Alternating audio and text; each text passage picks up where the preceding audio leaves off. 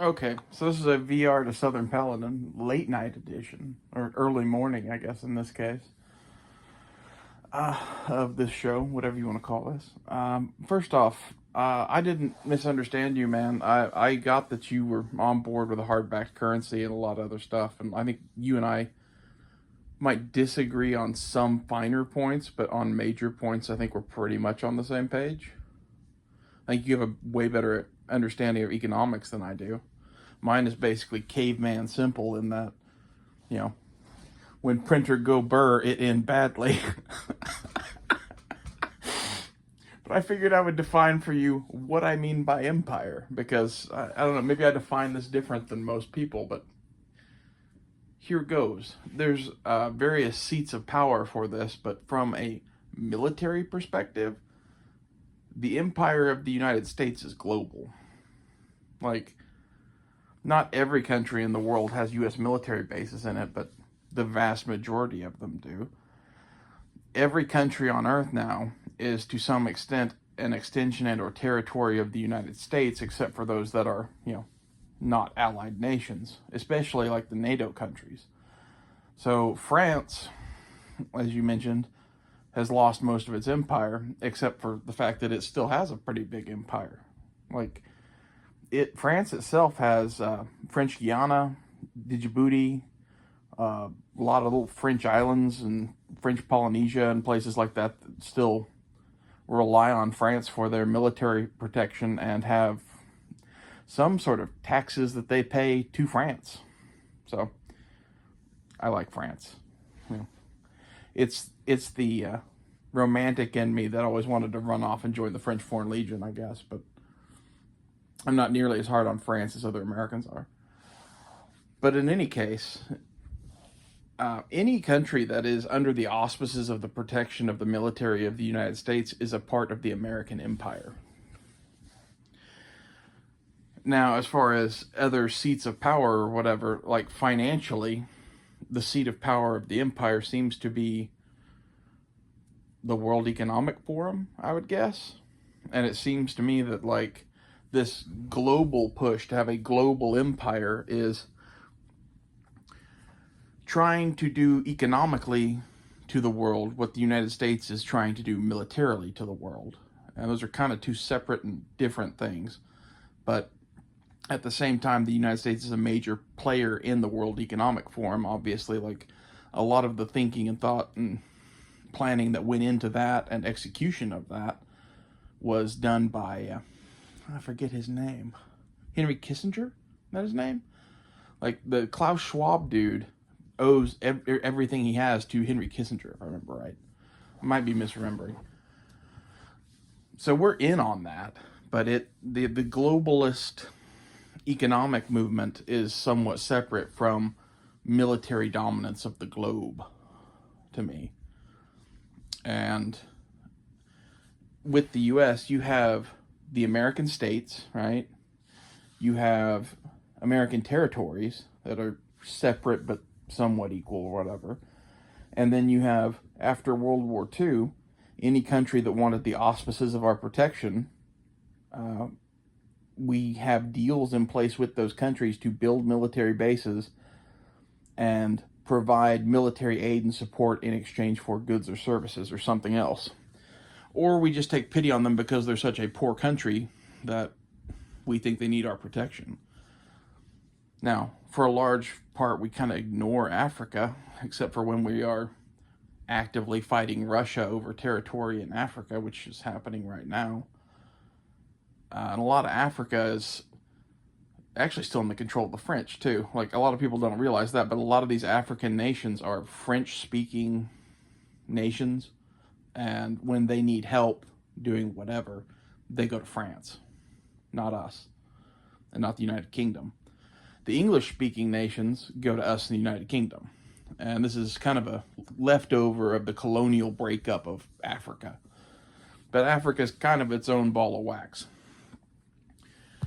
But you'll see countries like Saudi Arabia, for example, where we had a bunch of military bases for a long time, and I think we still do, that are largely, you know, a colony of us, basically. Now, like, they're more than a colony, but less than a state or some shit like that. I don't know how to put that.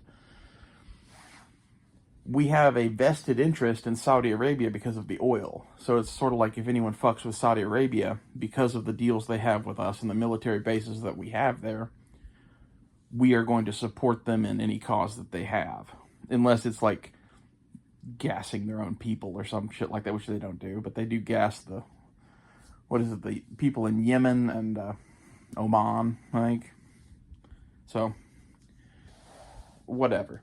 They do their own thing for some things, but as far as external threats are concerned from major powers, Russia doesn't fuck with Saudi Arabia because they know that Saudi Arabia is ours, basically. And it's this new form of colonialism, in my opinion. It never really went away. It became administered by America, and America does colonialism different than anyone in the history of the planet. We don't come in and take over your whole place and make you start speaking English and whatever. We sign trade deals and exchange trade deals for land, military bases, rights to be there, privileges, that sort of thing. And we're there to do business, and we want to protect our business interests while we're there. And in the wider world, if we're not there, the Chinese or the Russians will be there, and they're doing the same thing because they learned how to do it from us. The Soviet Union was the first ones to really do this, and they were doing it as spreading communism or whatever, right? Which they were 100% doing, but they were doing it the same way that America spreads democracy. You know, we go into a country and get our teeth into it in a business sense or a military sense or a political sense in some way, and then start slowly adjusting things to our liking. It's a less heavy-handed approach than like the British or the French in the 19th century. And as a result, we have a vast global empire that depends upon the United States currency and military being strong in order to maintain it.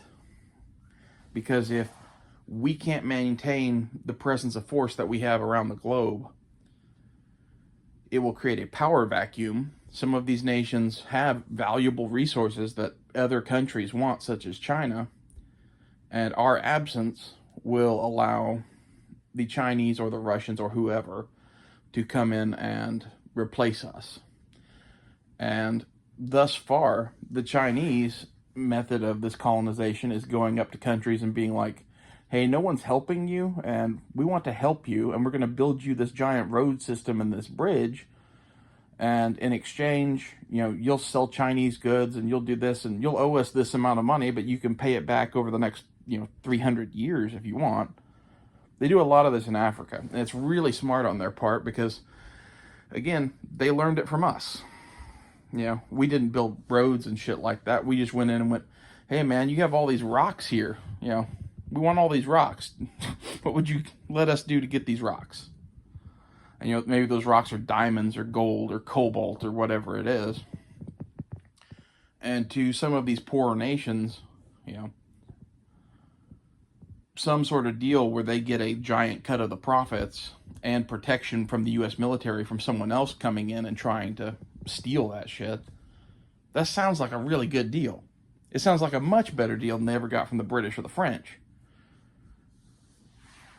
And, Russia, back in the day, coming in and being like, if you're communist, we'll help you, has turned into, well,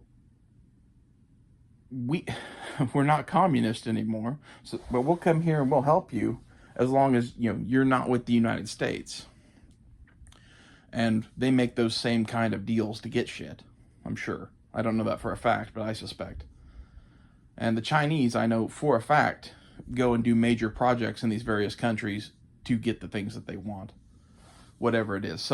Usually a raw natural resource that to an undeveloped nation that is not going to use it in a giant manufacturing sense, it seems like a really great deal to get protection and infrastructure and money and become a much, I hate to say better country. It's not a better country. They're a more developed country in the process. And some of it is legitimately help. Like, I think most of what America does is sort of help. We sort of help these countries. We give them, money and protection, and we suck all of the qualified people out of their country. We suck all the natural resources out of their country and use it to fuel our empire. That's what we're doing. And I would say that the Chinese and the Russians are, if they aren't doing the same thing now, they will be eventually. Like, you have to get in good with people at the start, for sure, right? You don't start turning the screws like Stalin until you're in deep with the Russians. And that's what I mean when I say empire. And all that entire empire and system of getting raw materials to do various things and or manufactured goods at this point, because some of these countries have developed to the point that they have their own manufacturing bases that are no longer in the U.S. China is a prime example of this. When we opened up trade with China with Nixon in whatever year that was, late 60s, early 70s, that was us colonizing China, basically, or attempting to. And the thing is, we did such a good job helping them that they have become a legitimate world power.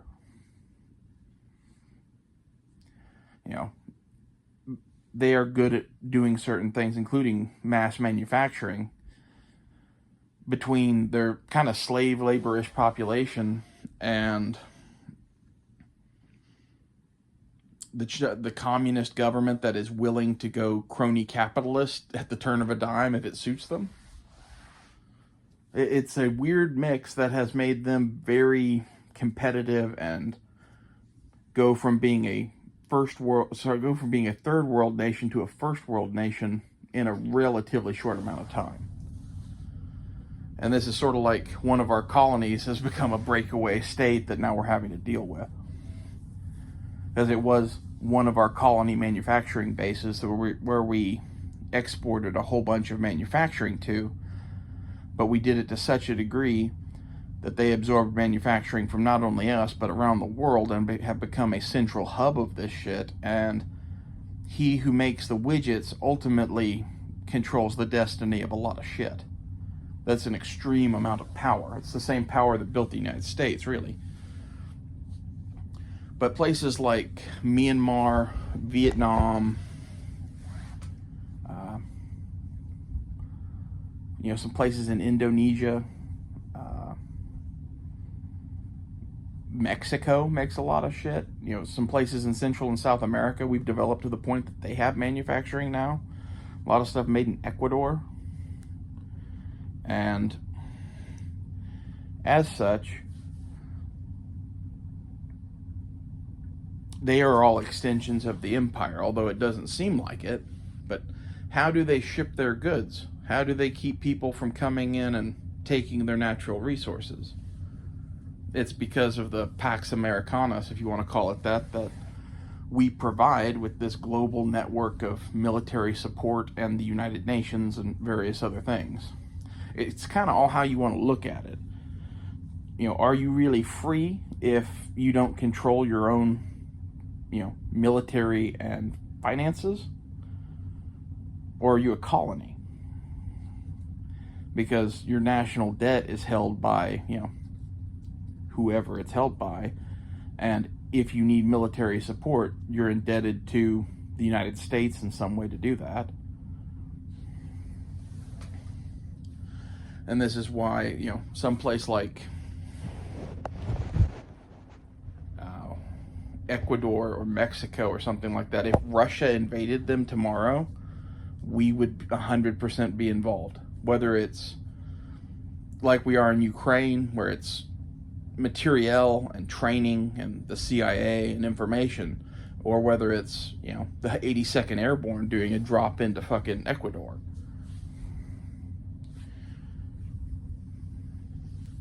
We are a major player on the world stage still, despite our, declining empire. And this keeps a lot of shit from happening that might otherwise happen. Especially in Central South America, North America, places like that, that's since the Monroe Doctrine. We've said, hey, European powers, other powers, this is ours, stay out of it. And a lot of these so-called banana republics or whatever in Central and South America have been the havens of a bunch of U.S. businesses to set up and get shit like rubber, something like bananas maybe, coffee, chocolate, all these things that we need as a country. Whether it's an agricultural product, a raw mineral of some sort. Get out of here, cat. Or... Stop it. Sorry, my cat's being annoying. Or even manufactured goods now. We only do all of this shit to get something out of it. At the end of the day. While it's better for the world if there's no war and there's no countries being taken over by other countries and there's other reasons why we do this stuff that we do, I would say a large part of the spreading of democracy and the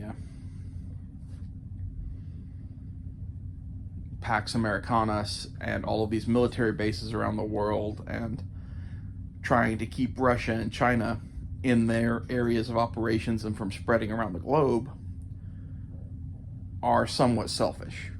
You know, it is the new form of colonialization.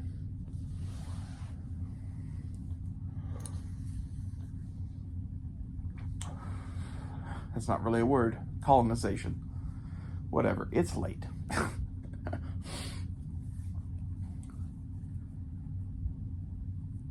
Anyway, that's what I mean when I say empire. And I think that empire is ultimately somewhat unsustainable. And the reason is the children eventually grow up, like China, and how many Chinas are you going to create? You know? Is everyone going to become China? No, like China was already a big country with a lot of shit going on before we got involved in it. We just taught them how to do some stuff, basically. Or provided them with the opportunities to do some stuff and get better at things and develop from a first world nation, from a third world nation into a first world nation. And I think for the most part, a lot of this effort has to do with the American spirit of being a colony. We know what it is to be a colony, and I think we treat our colonies better than anyone else ever has in the history of mankind as a result of that. But at the end of the day, we still need our shit.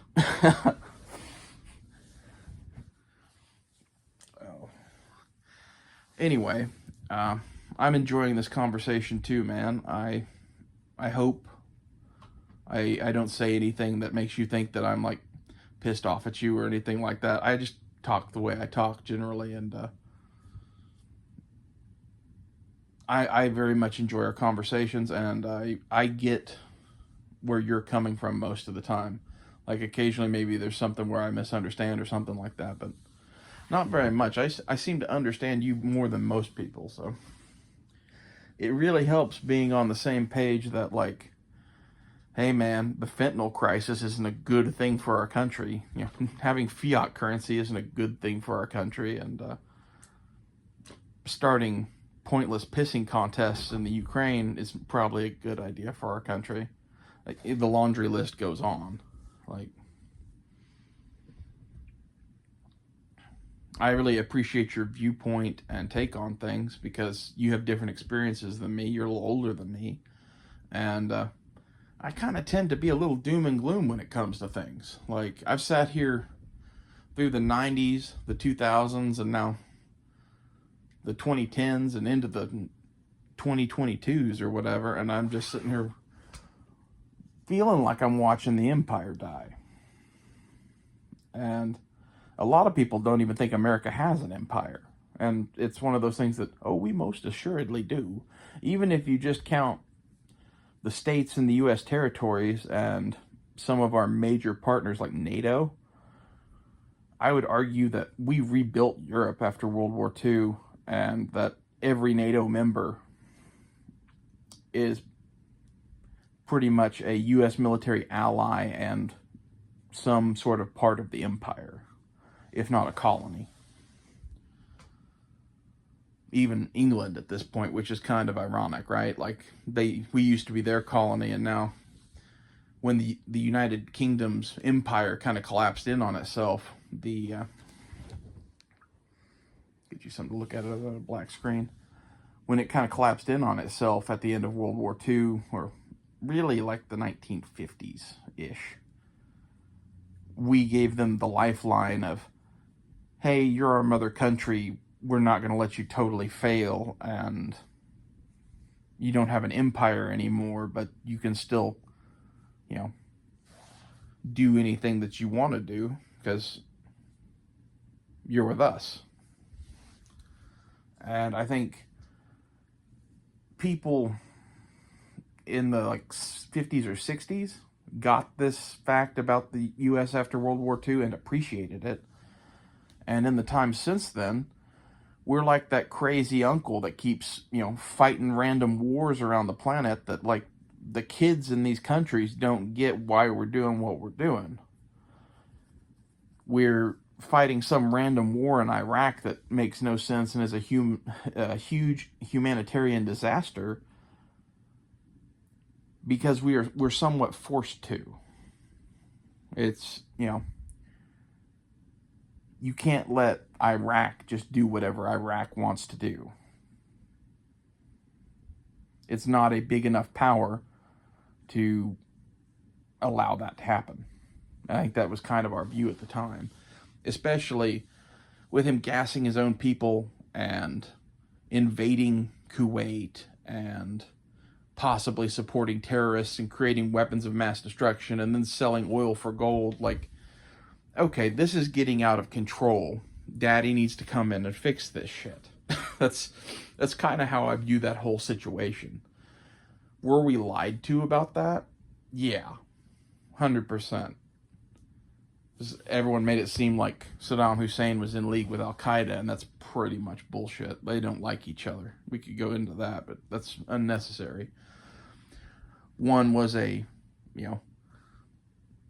what's it called? Well, you don't have a religion. He was a dictator without a religion, basically just doing whatever he wanted to do. And the Taliban is a bunch of religious fundamentalists that want to establish a new caliphate. If you understand Middle East politics at all, those two things don't generally mix together very well. And we were sold this idea that the Taliban was all over Iraq. And the Iraqis were building nukes, maybe, and what if they're giving nukes to the Taliban? And all that's just fucking ridiculous, but that was the lie that was told to cover the real reasons why we're going there, which is that the United States is a global empire, and Saddam is doing shit that we do not allow our colonies to do. When he used to be one of our colonies, we were backing him against Iran. We got in pretty heavy with Saddam in those days. And you don't want the other, 100+ colonies to be like, well, if he can do that, can we do that? Maybe we should start selling oil for gold and kicking the United States out of our countries. And, it gives people ideas. Iraq is kind of a unique situation in and of itself, but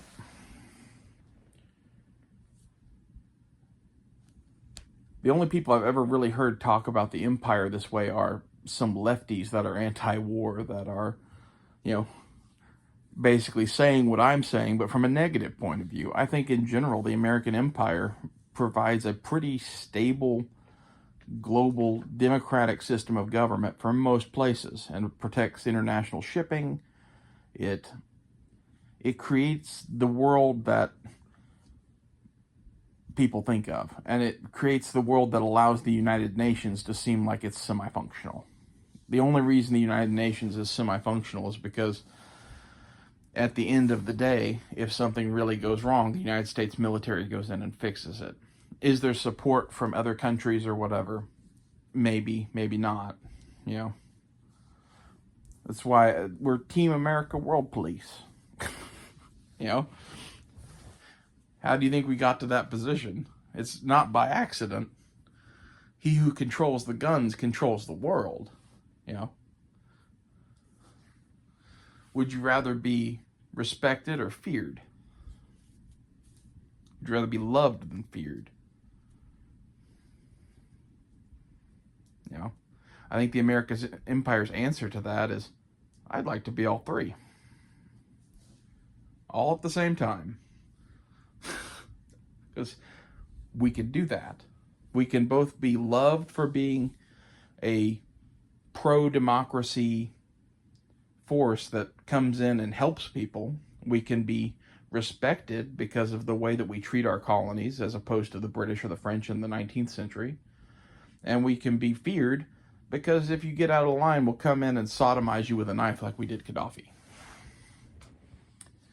That's just my personal favorite example of why people should fear us, because we basically didn't lift a finger there and caused an entire regime to fall apart and a man to be brutally murdered in the streets. And Libya was one of those countries that was always anti-US, basically. It was kind of flirty with the U.S., but it never really took the deal to get any of the shit with it, and instead would talk to people like the Russians or the Chinese or whoever and try to be their own independent thing. And it seems like our government really doesn't like it when countries do that. They'd much rather have a colony that produces something for the empire and isn't a, breeding ground for terrorists or whatever other threats to the empire that might come from such a place. This is why we don't like Iran. This is why we don't like North Korea. It's not necessarily that they're a threat like the Russians or the Chinese are, but they are a country that isn't under our thumb and therefore could be a potential danger in some form or another, whether it's terrorists or becoming a nuclear state in the case of North Korea, which I'm pretty sure they have nukes. And that's the big fear with Iran is what happens when Iran gets nukes, because that gives them a seat at the table or whatever. I don't think Iran's ever going to have a seat at the table. I think a lot of people misunderstand Iran. They operate a fleet of 1970s era jets as their air force. If they went to war with the United States, they would lose in 3 days. They wouldn't lose the whole war in that span, but they would lose the air war in that span. And once you lose the air war with the United States, you're at our mercy. That's kind of our superpower, is we go in and we kill all your air power, and then we slowly bleed you to death. We have the economy and the supply chain to fight a very long conflict, as proven by Afghanistan. We spent, a little over 20 years doing that? Most empires that go fight in Afghanistan don't last half that long. And we didn't have to leave when we left. We left because it was becoming unpopular and we had a weak president. There was a lot of factors into that. But if we wanted to take over Afghanistan again right now and rule it for the next 30 years, we could, but it would cost a lot of money, and we're kind of short on change at the moment. And this is why all of this matters to the economy, in my opinion. When we're talking about the U.S. economy, we're talking about all of this. So I'm curious to see what you have to say to that, and I liked your response video. Thanks for talking to me, and I'm glad my videos help you to feel better, man. It's like yours do me too. Stimulating intellectual conversation is hard to find. That's one thing I always liked about the Sewing Circle talks, is you'd hear just random ass people talking about shit that you had no fucking idea about. And I don't think I know everything about everything, but I have a unique worldview when it comes to some of this stuff, just from not being a part of the mainstream for so long, I guess. And being raised by who I was raised by. My grandfather was a Marine Corps officer and entrepreneur and mountain man, and many other things, and he's responsible for all of this shit. You know, any opinion that I have on economics, politics, or war around the globe, or the American empire, pretty much comes from him. And maybe I've added my own flavor into that by like calling everything that we put a military base on a colony, but you know, isn't that a fair assessment of what we're doing?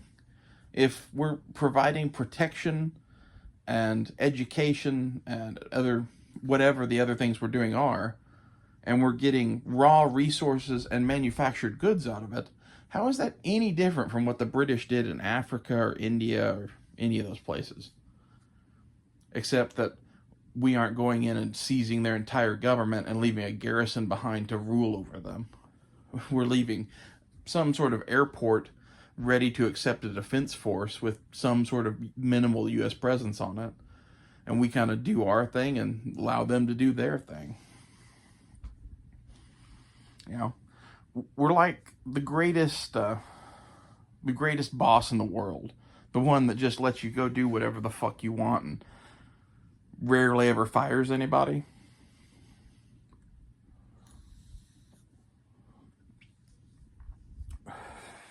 But at the end of the day, they're still the boss. And when you have somebody actively smoking crack on the job and hiring hookers to come into the office, well, that's when Gaddafi gets sodomized in the street with a knife, and that's when Saddam Hussein gets hung. Like, they're the best. You're the best boss in the world up until it comes time to fire somebody. But then a boss is a boss. Well, anyway, that's kind of how I view the world. So, I'll see you later.